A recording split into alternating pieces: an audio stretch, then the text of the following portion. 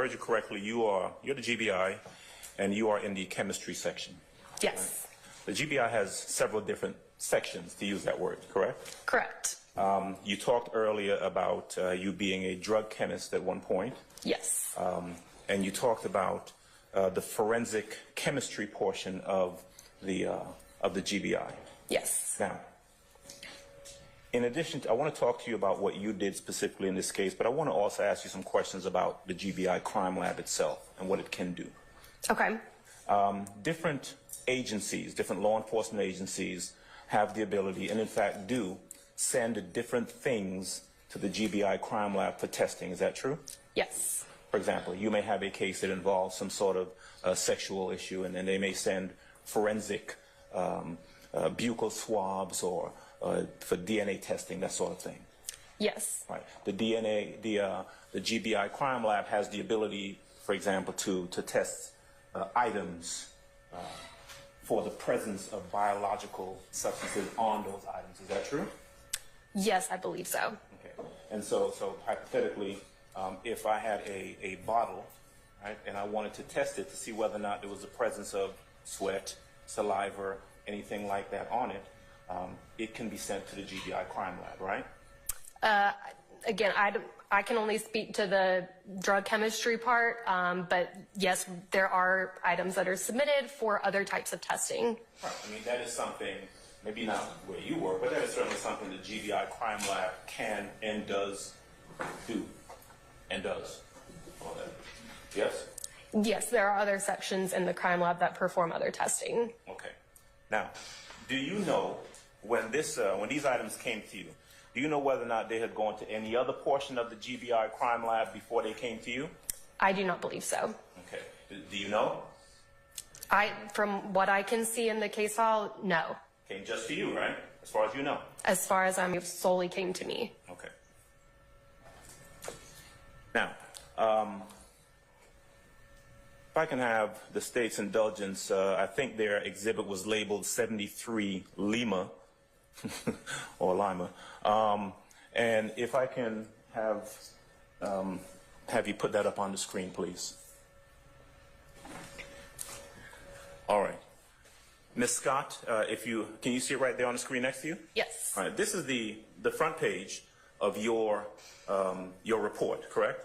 Correct. And to be fair, your report essentially is just a synopsis of everything that you did and the results of your testing, right? Yes. You were asked a little while ago where these items came from, what police department, and you were able to identify that it was a Brookhaven Police Department that sent it to you, right? Yes, that is who submitted it to the lab. Came from D. Fikes, that's the person who requested the testing, right? That was the person listed on the submission form and the evidence. And the case individuals who are listed here, two people, Cedric Jones, Jeffery Williams, correct? Yes, that is who is on the submission form and the evidence. Right. Now, you don't know anything about the persons listed as the case individuals. You just know that that's what the officer put on the submission form, right? Correct. Right. You are not able to tell this jury anything about the involvement with any of these items by either Cedric Jones or Jeffery Williams, correct? That's correct. The only thing that you know essentially is that there's some items that are sent to you, you're asked to test them, and you're asked to say what they are, right? Yes. And while the GBI crime lab and your ability to test can do several things, it cannot tell you, your testing does not tell you who any of these items belong to. True? Yes, my testing only determines what substances, if any, are present in a sample. There is nothing about your testing or your finding out that, for example, let's see, 003A, right? That's the bottle of liquid that tested for, it was positive for the presence of codeine. Right? Correct. That's what you know. There's nothing about your testing that tells you who used that, if anyone used it, or who was in possession of it, correct? Yes, I don't know where the item came from. Codeine is what? Is that a painkiller? Yes, so codeine, it does have pain relieving properties. Codeine is found in, painkiller tablets, Tylenol, stuff like that? Yes, so codeine is found in multiple different preparations, both tablets and liquid. It is a legal substance, but it has to be prescribed. True? Yes. All right.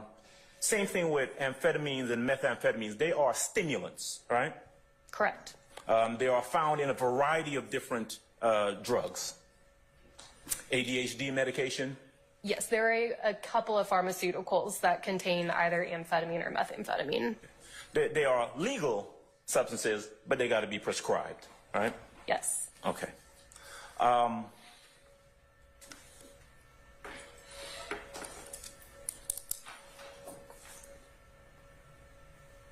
Alprazolam. Am I pronouncing that right? Yes. Okay. Alprazolam, yeah. One name or one, it's Xanax. You find alprazolam in Xanax, right? Yes, alprazolam is the primary ingredient in Xanax tablets. Which is is that an antidepressant? Is that what that is? Yes. Okay. Again, a legal substance, but it has to be prescribed. Correct.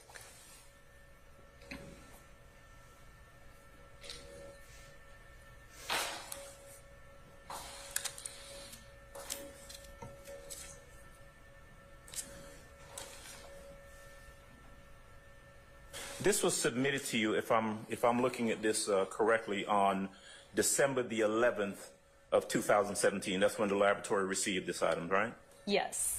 You completed your testing, and looks like you issued a report somewhere on or about February the 9th of 2018. Correct. Okay.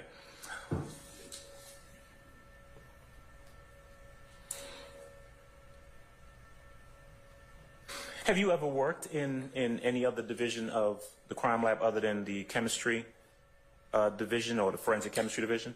No, I haven't. Okay. So it is fair to say, and again, thank you for your testimony, but what you're able to tell this jury is that these items came to you and this is what they tested positive for in terms of what was in the items, right? Yes. Okay. And again, nothing in regards to, you can't tell the jury anything other than that, who they belong to, where they came from, anything like that. Correct. All right. I believe that's all I have. Any further examination? Briefly. Ms. Scott, any redirect? Yes, very briefly. Mrs. Scott, is codeine a controlled substance? Yes, it is. And is it legal to have without a prescription? It is not. And in your experience, is codeine typically found in Sprite bottles? In my No, I'll stay in the question now. You can rephrase it. Sorry, You can rephrase it. I can rephrase it. In your experience,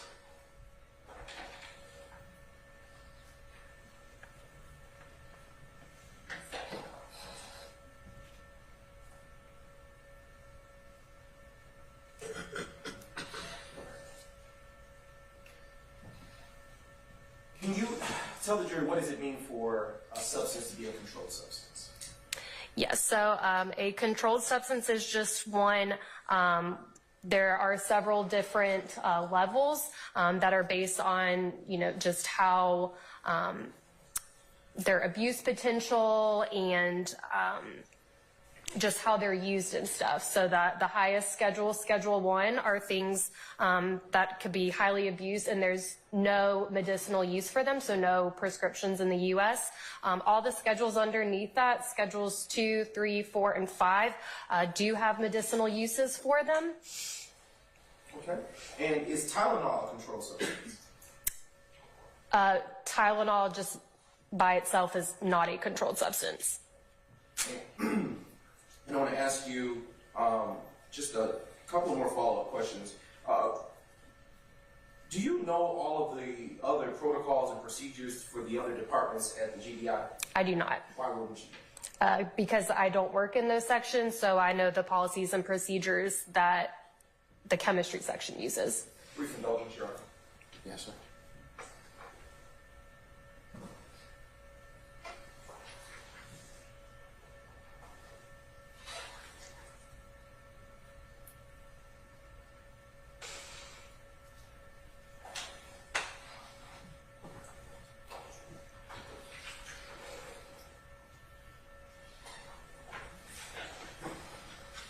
And just briefly, in your experience, in your training and experience, I should say, is it legal to have codeine in and of itself in a Sprite bottle?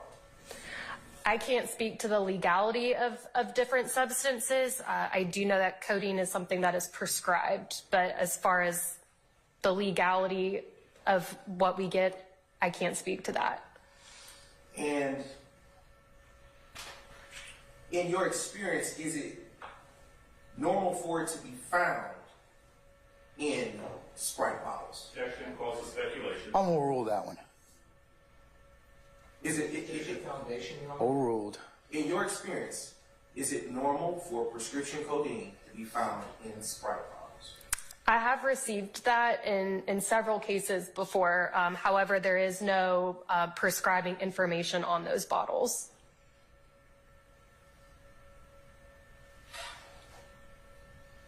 No further questions, Your Honor. Anything further, Mr. Adams? Yes, sir. Who put the codeine in this bottle? I don't know. How did it get in the bottle? I don't know. You were asked about whether you are familiar with the policies and procedures for the other divisions of GBI Crime Lab. You said you don't know, right?